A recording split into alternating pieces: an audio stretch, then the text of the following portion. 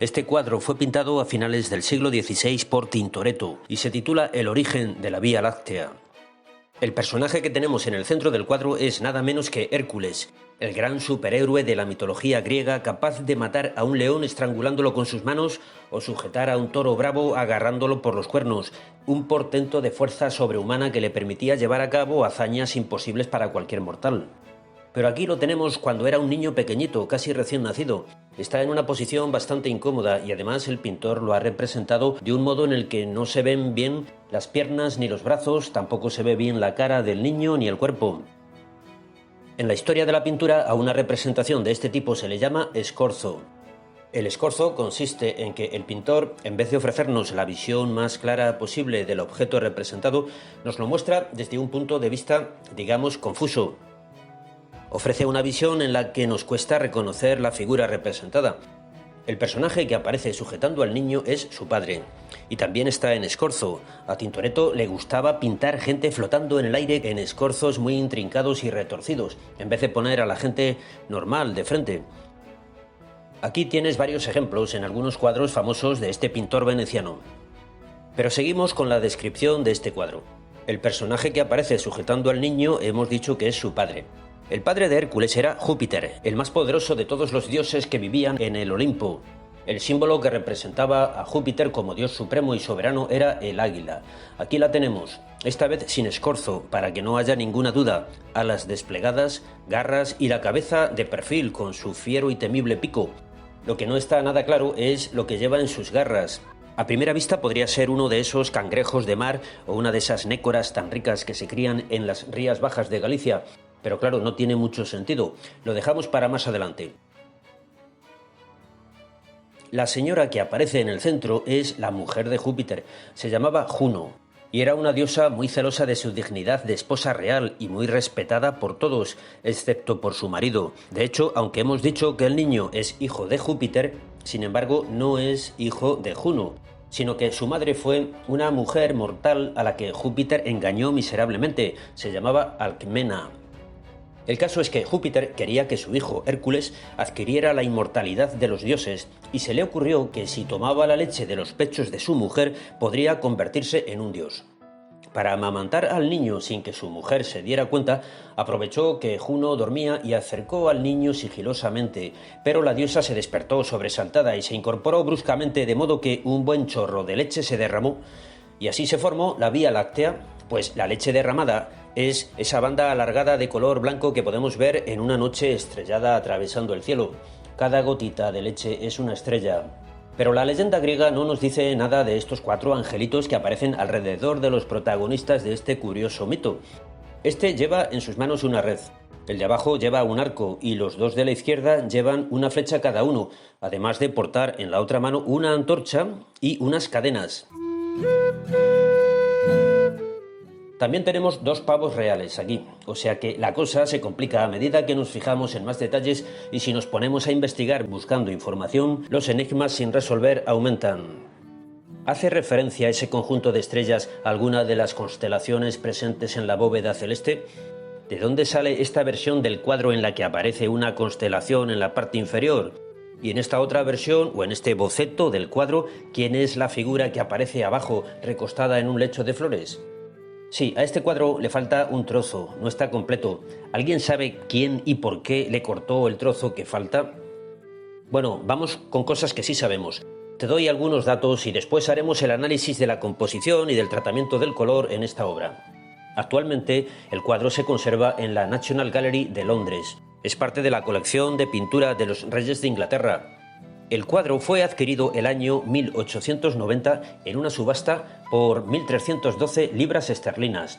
El dueño anterior de esta pintura era el conde de Darnley, quien se la había comprado a Felipe II de Orleans al estallar la Revolución Francesa. O sea que el cuadro había pertenecido a la colección de los reyes de Francia, pues Felipe de Orleans se lo había comprado a los descendientes de la reina Cristina de Suecia, que había sido la propietaria de este lienzo después de que las tropas del ejército sueco llevaran este cuadro y muchas otras obras de arte como botín de guerra tras saquear la ciudad de Praga, donde estaba el palacio imperial de los soberanos del Imperio Austrohúngaro.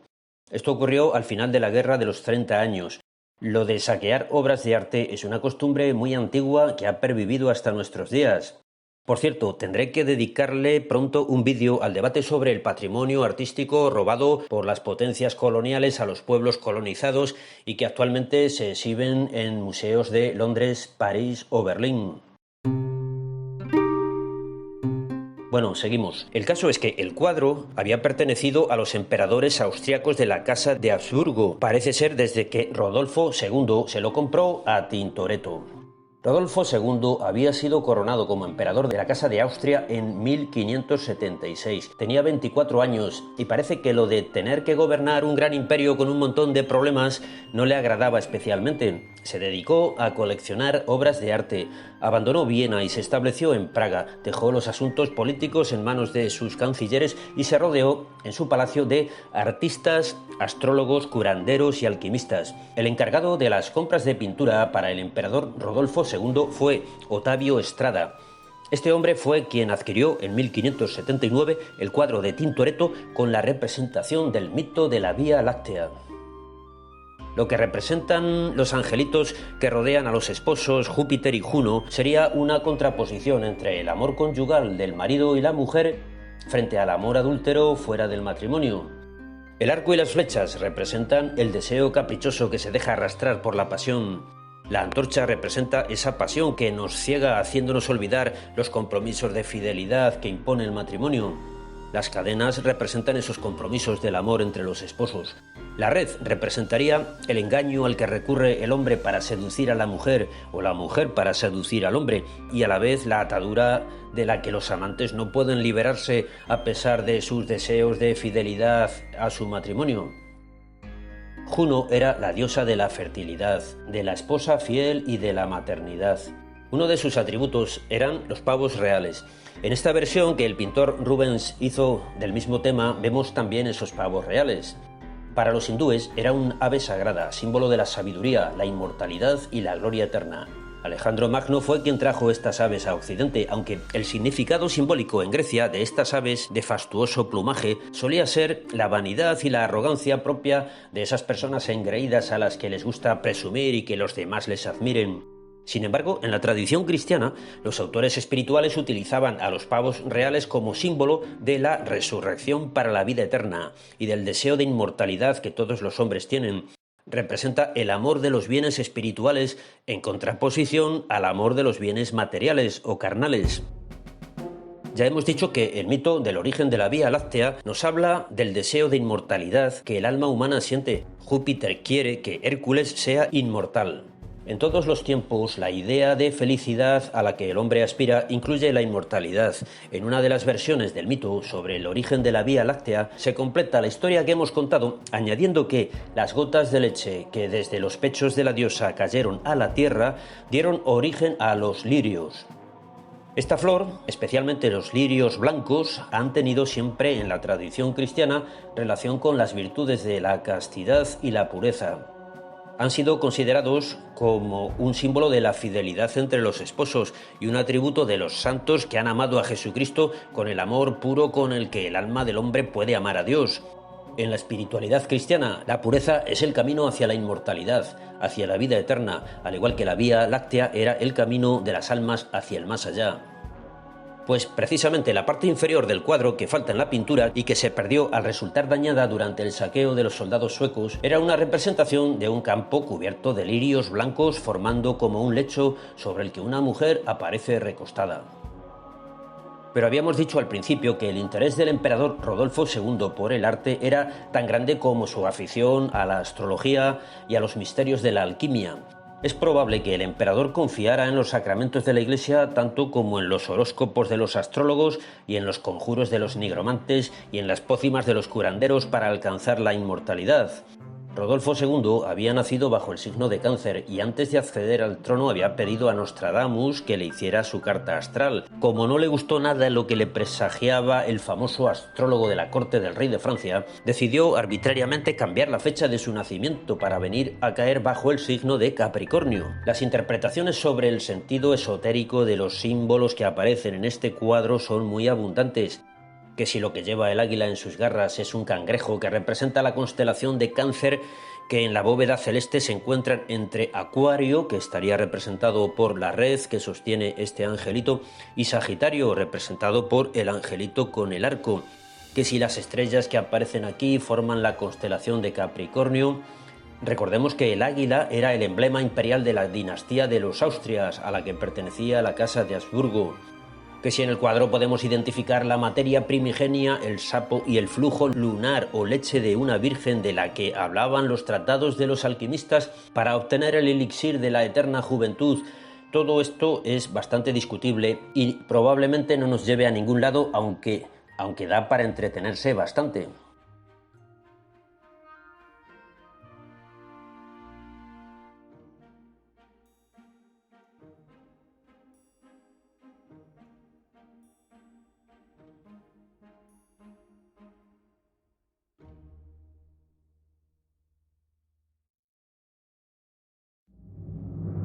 También podría ser que lo que lleva el águila en sus garras sea simplemente el símbolo del poder imperial que los romanos solían emplear en sus estandartes y emblemas. Creo que le llamaban fulmen y no sé muy bien en qué consiste, pero sí parece que lleva unos rayos que eran el símbolo de la autoridad suprema y soberana del dios Júpiter, al que en la tierra representaba el emperador con todo su poder.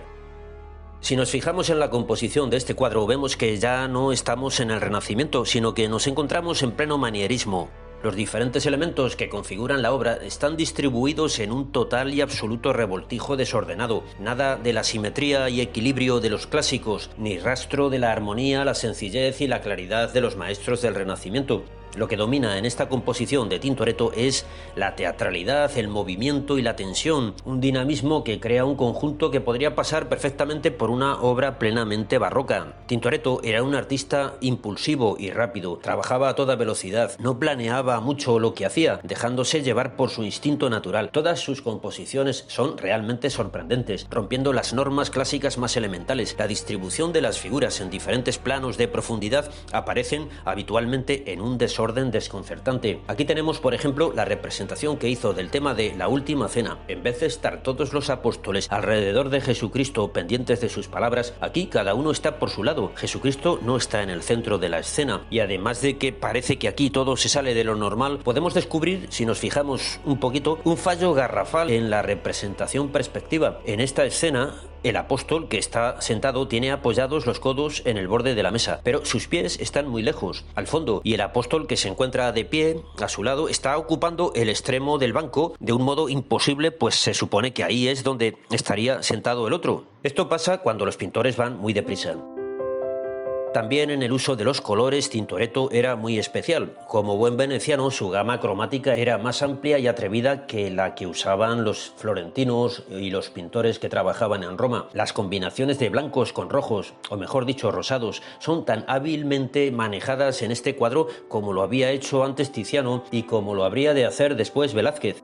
Pero en este cuadro no encontramos dos colores afines que dominen la composición cromática, sino que la gran variedad de colores multiplica los contrastes. Por un lado, el contraste entre fríos y cálidos. Tenemos abundantes azules y blancos, pero también aparecen los rojos y naranjas, en una combinación en la que no hay un dominante, sino que se reparten a partes iguales, dando un equilibrio de fuerzas contrarias. También tenemos el fuerte contraste de los complementarios. El color naranja es el complementario del color azul. En la parte derecha dominan los azules y en la parte izquierda los opuestos, naranjas y ocres o pardos, pero en la parte derecha se introduce un elemento naranja de contraste, mientras que en la parte izquierda aparece un elemento azul. Esto crea un efecto en el que se potencian los contrastes, algo así como lo que hace Monet en este cuadro. En la zona dominada por el verde mete un azul y en la zona dominada por el azul mete un elemento verde. Junto al contraste de colores cálidos y fríos y junto al contraste de los colores complementarios se da también el contraste de claros y oscuros en las nubes, en la entonación de los colores de la carne, de la piel de Juno y Júpiter, en los cortinajes y paños de la escena. En estos precisamente vemos un llamativo efecto de reverberación, como si la luz vibrara en la textura de los tejidos. Esto lo consigue Tintoretto porque podemos verlo si nos acercamos. En vez de aplicar el color de modo uniforme, variando simplemente el tono, lo que que hace es saltear el color dominante con puntos y trazos moteados de otro color. En el paño rojo vemos puntos naranjas y en el paño naranja vemos puntos y pequeños trazos rojos. Bueno, analizar toda esta variada gama cromática es casi tan difícil como analizar los colores en un cuadro del Greco. Bueno, quizás no tanto, porque aquí al menos no hay verdes y morados, mientras que el Greco se atrevía con todo. Por cierto, no hemos dicho nada del doctor Tommaso Rangone. Es este personaje que aparece en esta medalla. Vemos en ella una representación de Juno amamantando a Hércules, también estrellas y lirios. Tommaso Rangone había nacido en Rávena y su verdadero nombre era Tommaso Gianotti, pero fue adoptado por la familia Rangone de Venecia. Además de estudiar medicina, tenía amplios conocimientos de astronomía y física. Consiguió una enorme fortuna vendiendo pócimas que él mismo elaboraba, con las que prometía a sus clientes que llegarían hasta los 120 años. Se convirtió en mecenas y protector de los grandes artistas de Venecia. Consta que a Tintoretto le encargó numerosas obras. Pero el doctor Rangone murió el año 1577, sin haber cumplido los 120 años, y cuando seguramente Tintoretto aún no había terminado este cuadro. Y si quieres saber más cosas curiosas sobre esta pintura, pues habrá que esperar a otro vídeo, o puedes buscar información en libros como este que se titula Arte toda la historia. Te lo recomiendo, tienes ahí abajo el enlace para conseguirlo. Y nada más por hoy, no te olvides de poner un me gusta y escribir algún comentario o sugerencia o petición especial para los próximos vídeos de algún tema que te interese. Y suscribirte, por supuesto. Y si ya estás suscrito, a lo mejor te puedes plantear apoyar este canal en mi página de Patreon desde $1 al mes. Hasta el próximo vídeo. Adiós.